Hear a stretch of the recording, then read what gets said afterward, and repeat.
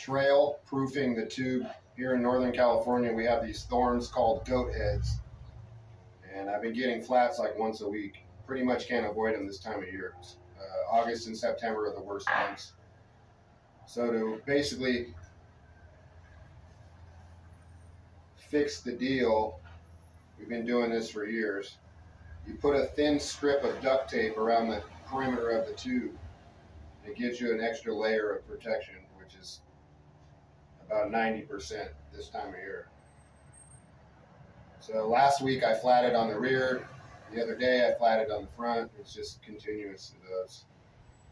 I've been lazy, so once we get this duct tape unpeeled here, we're going to put a layer on, and I should be good.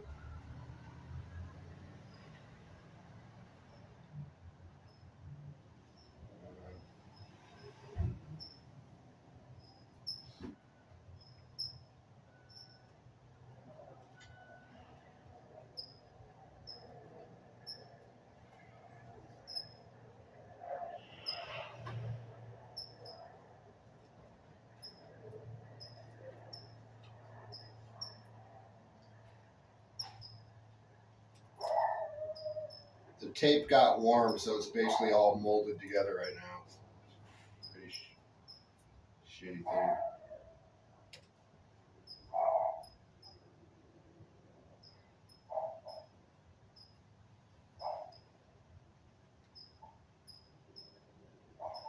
Anyway, it's pretty good watching the BMX World Championships that were on this over the weekend. You can find it on YouTube. And the short edited version, which is probably much better. But it's just amazing how fast these guys are going these days. I mean, it's like total next level racing. You know, it seemed like it wasn't that long ago I was thinking, hey, if I had an opportunity to do that, I'd be out there with them. It's like, dude, it's a whole different level. I mean, it's like everything's different. There's nothing the same as, quote, back in the day.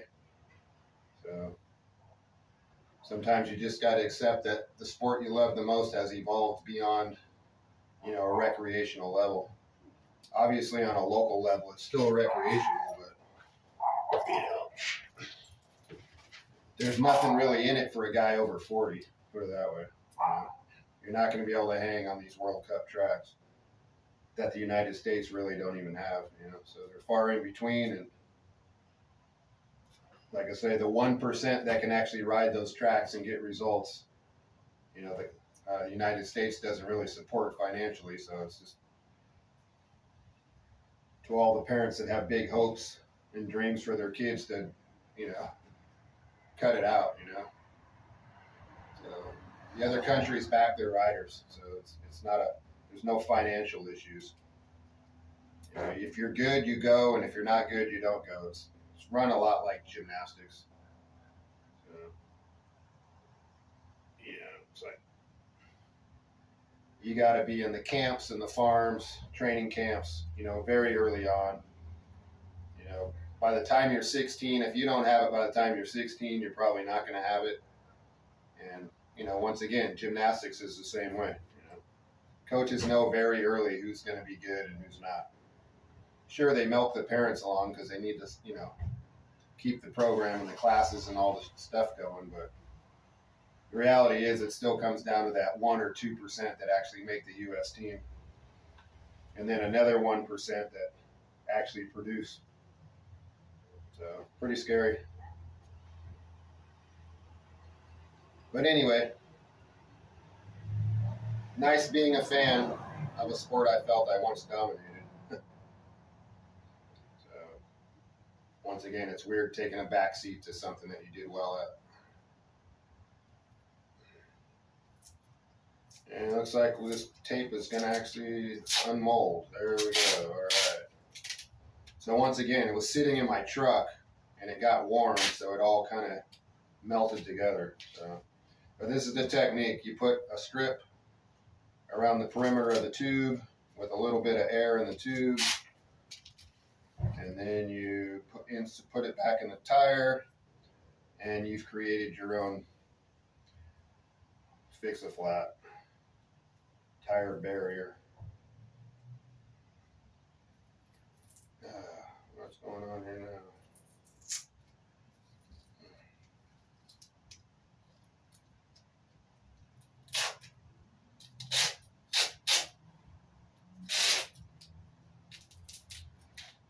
guess we're going to go a little piece at a time. Oh, well.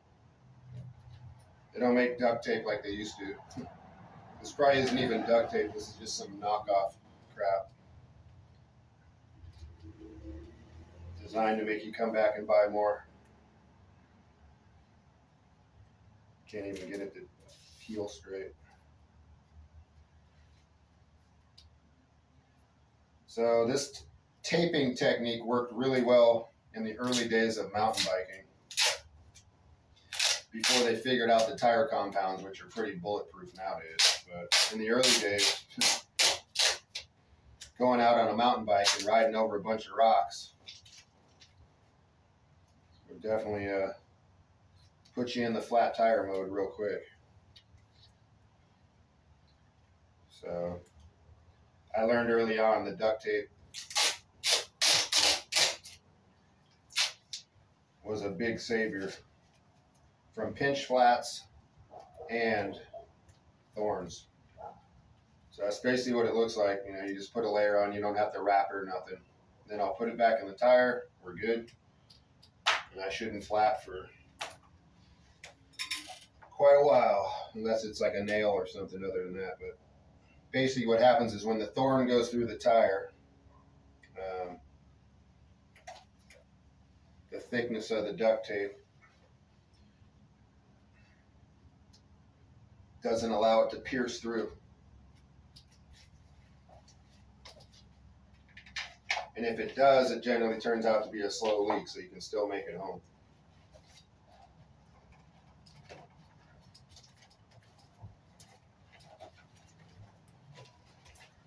So anyway, this is a tangent carbon fiber wheel with profile 20mm axle hub.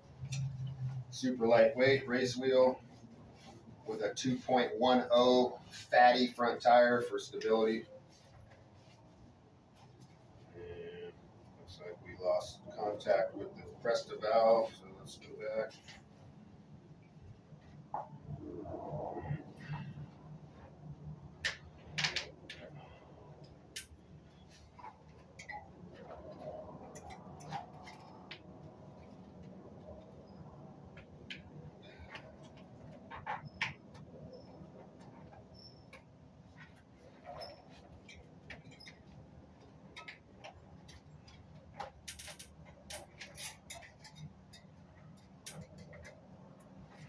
Ridiculous, man.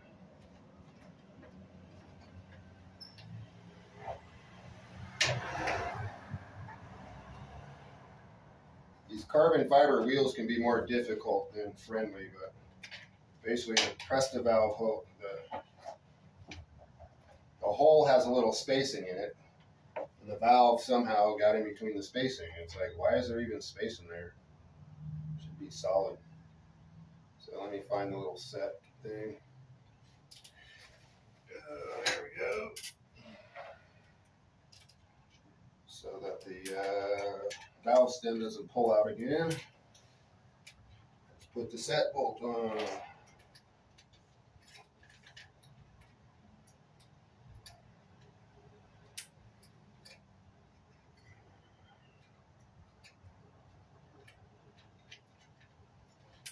All right, we're good to go.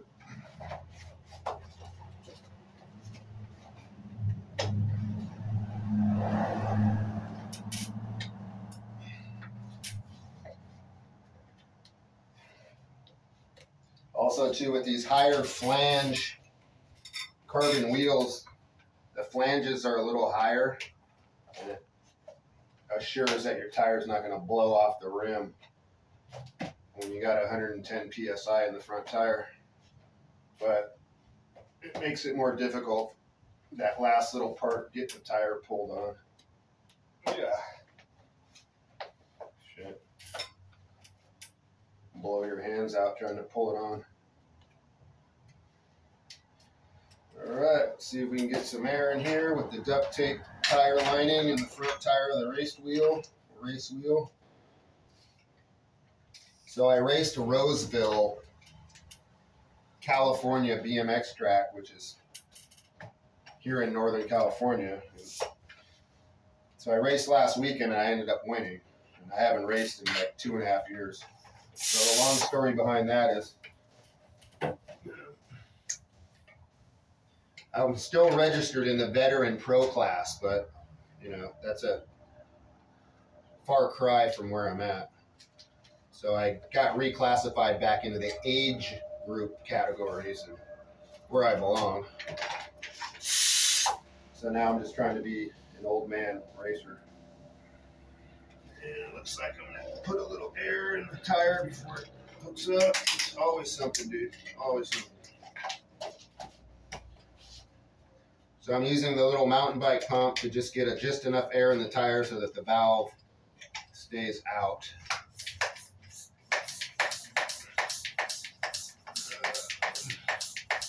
Imagine having to do this at a race. So anyway, back to my story. Before my main event, having lane 7, I get behind the gate, it's like 15x. And I realize I got a rear flat tire, so found myself basically doing this, you know, 5 minutes before my race. Luckily, they waited for me, and I got up there and actually won the race. Nothing but a hassle. Unnecessary stress. And once again, it was a thorn that I picked up in the parking lot.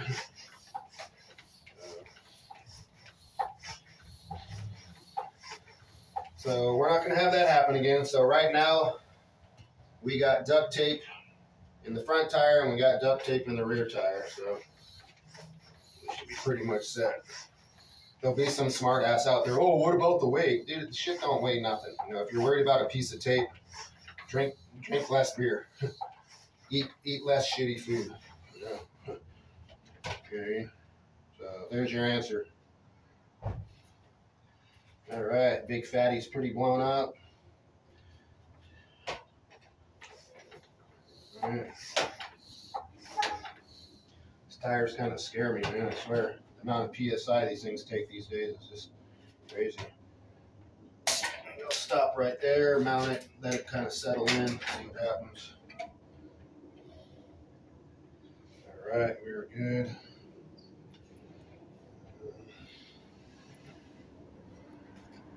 I like the through axle setup though, because it makes everything easy. Just basically mount it right up.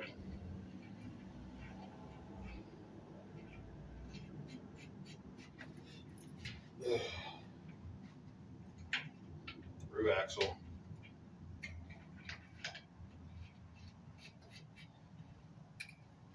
Ugh. So what's coming up next for me is going to be the California State Finals, coming up on August, I think it's the 26th. So that'll be the goal, is to win that, become the California State Champion, get my name back on the map, and then the next big one will be in September. It'll be September 10th and 11th. That's called the Frogtown Classic. And I won that last year and won $1,000 for one day of competition, which was pretty cool. And see if I can win that again this year. It'll be definitely a little bit harder this year because the word is out. And, you know, once the word gets out, everyone's like, oh, dude, he's not winning this year again. We can't have him win 2 years in a row. So going to have my elbows a little more sharpened up and be a little more aware that the haters are coming. But I'm ready. I've been doing this crap forever. It's not like I'm on brand new. So I think they're going to have their work cut out for them more than me when it comes down to it. So usually the guy who's the former champ has quite a bit more confidence than people trying to get in there. I've already done it. I know what it takes. You know what I mean? Kind of thing. So yeah, we're dialed. So this is basically the race bike. Renthal handlebars, motorcycle company, motorcycle number plate. Big gear rollout, so 48 front tooth. with a 16 tooth in the back, so it's pretty high rollout, but that's how I run it. And it's been working pretty good. What I had to realize is that the bikes are faster and stiffer. The tracks are faster. Everything's faster. Everything's better. You know what I mean? And I was still using the same gears, you know, that I was using, you know, 10 years ago. It's like, dude, you know, you going to keep racing in third gear or fifth gear, you know? So if you look at it from a car or motorcycle perspective, I'm now racing in fifth gear instead of third gear. So it's, my starts are a little bit slower, but fortunately I have really good starts. So now the goal is just to come out even with the group. And what that means is there's 7 guys or there's 8 guys in the finals. So there's 8 guys lined up. And as long as I come out even, I'm good. You know what I mean? So that's the focus now. And I had that focus years ago because I used to run the biggest gears on the indoor tracks, and people would go, you know, hey, Tanette, why are you running such a big gear on the indoor? And it's like, well, once I get going, I'm gone, bro. And they're like, yeah, but, you know, it's like, yeah, well, whatever, you know.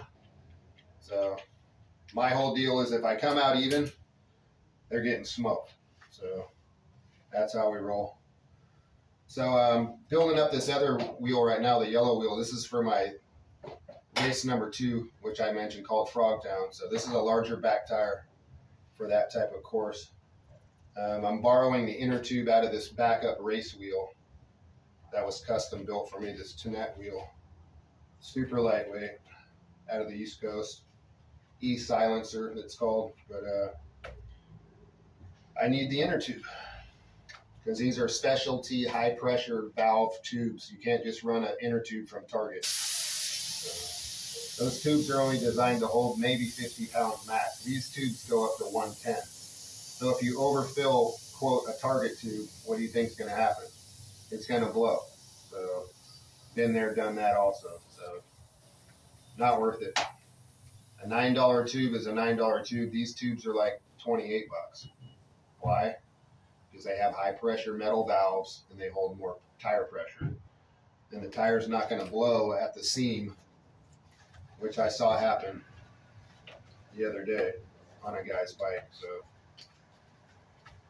he needed a new tube. He, like, once again, he basically just put the Walmart tube in, pumped it up. When it got to about 65 pounds, the tire, the seam in the middle of the tube just split, you know. It wasn't designed for that much pressure, you know what I mean? Those tires, you know, it says on the side of the box, don't over, you know, max PSI 65. Well, once you get to 80, you're done. You know, it's going to pop. So,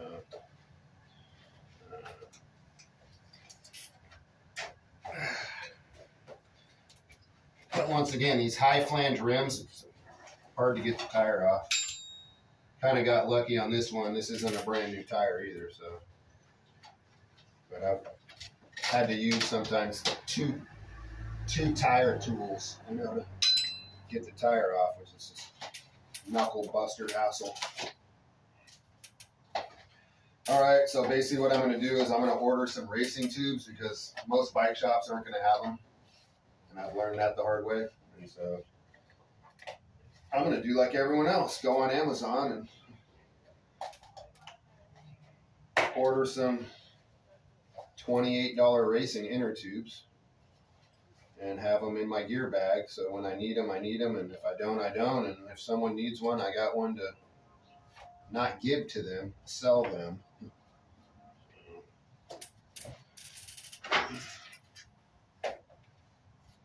All right, we're getting somewhere, almost there. Going to be heading out to my dirt trails once I'm done with this. Foster City, California. We finally made it onto Google Maps. It's called Shell's Bicycle Park, Foster City. Not sure how to update the pictures and stuff that the city kind of put up for us, but we'll figure it out. And eventually we'll probably just do our own. So, it's not an official park. We're out at the wetlands, which here it's called the Baylands. It's basically areas right on the shore of the water where you can't build. So we went out there and built jumps, but these jumps have been there for a minimum of 20 years, and it's always the same thing. You know, we build it up, and it's like some kid gets hurt, the city comes and tears it down, and we have to wait about 6 months or a year to let everything kind of settle down, and then we go out there and rebuild it again. And then a kid gets hurt, and they tear it down. And so anyway, we've been out of there for 2 years, kind of based on one kid, Devin, 13 years